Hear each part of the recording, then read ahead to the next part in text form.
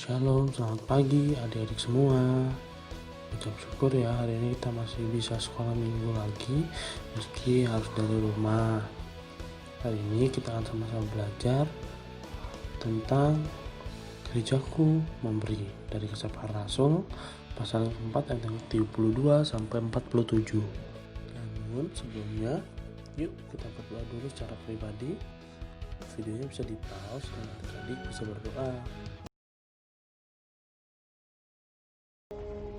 Adapun kumpulan orang yang telah percaya itu, mereka sehati dan sejiwa, dan tidak seorang pun yang berkata bahwa sesuatu dari kepunyaannya adalah miliknya sendiri, tetapi segala sesuatu adalah kepunyaan mereka bersama. Dan dengan kuasa yang besar, rasul-rasul memberi kesaksian tentang kebangkitan Tuhan Yesus, dan mereka semua hidup dalam kasih karunia yang melimpah-limpah. Sebab tidak ada seorang pun yang berkekurangan di antara mereka, karena semua orang yang mempunyai tanah atau rumah menjual kepunyaannya itu, dan hasil penjualan itu mereka bawa dan mereka letakkan di depan kaki rasul-rasul, lalu dibagi-bagikan kepada setiap orang sesuai dengan keperluannya. Demikian pula dengan Yusuf, yang oleh rasul-rasul disebut Barnabas, artinya anak penghiburan, seorang Lewi dari Siprus. Ia menjual ladang miliknya, lalu membawa uangnya itu dan meletakkannya di depan kaki rasul-rasul.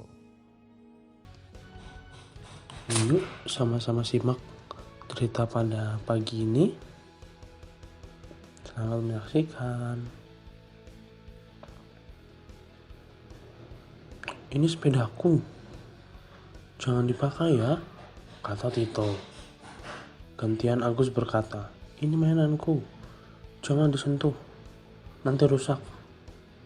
Tito dan Agus tidak dapat bermain bersama karena masing-masing mempertahankan miliknya sendiri. Apakah engkau tahu sifat apa yang ada dalam diri Tito dan Agus? Itu namanya egois, adik-adik. Egois menurut Kamus Besar Bahasa Indonesia adalah orang yang selalu mementingkan dirinya sendiri. Nah, berbeda dengan kumpulan orang-orang percaya di Yerusalem pada waktu itu. Mereka sangat baik. Tidak ada yang mementingkan dirinya sendiri. Mereka sehati dan sejiwa. Mungkin sebelum percaya mereka tidak saling mengenal, tetapi setelah di dalam Yesus mereka saling akrab seakan sudah lama bertemu. Sebelumnya mungkin mereka berasal dari berbagai golongan di antara orang-orang Yahudi yang berbeda pendapat tentang banyak hal.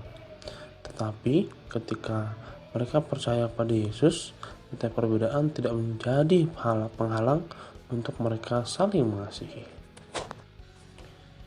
Mereka menjadi satu saudara, saling mengasihi. Kasihnya begitu besar. Kumpulan orang-orang percaya itu pasti mengingat ajaran Yesus sebelum kematian Yesus, supaya saling mengasihi. Inilah perintahku, yaitu supaya kamu saling mengasihi seperti aku telah mengasihi kamu.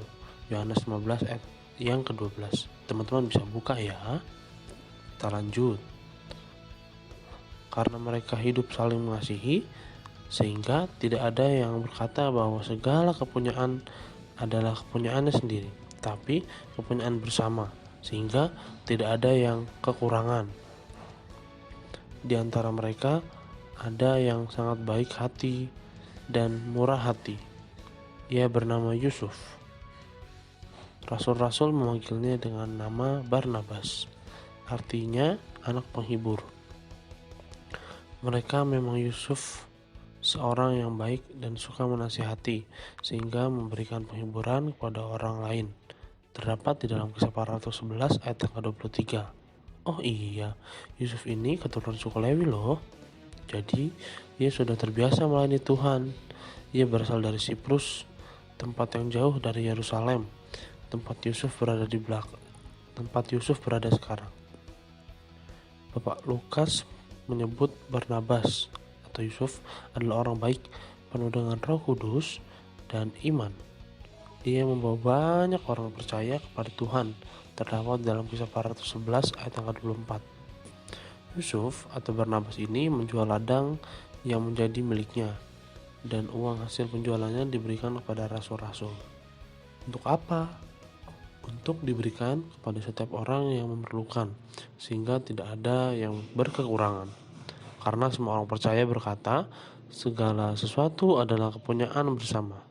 Demikian kumpulan orang-orang percaya pada waktu itu saling memberi. Dan Tuhan memberkati mereka semua, sehingga mereka dapat hidup saling mengasihi dan berbagi. Nah, sekarang ada beberapa pertanyaan nih. Teman-teman bisa mencatat dan mengerjakannya ya. Nah, sampai di sini dulu ya sekolah minggu kita hari ini. Selamat hari Minggu, Tuhan Yesus memberkati.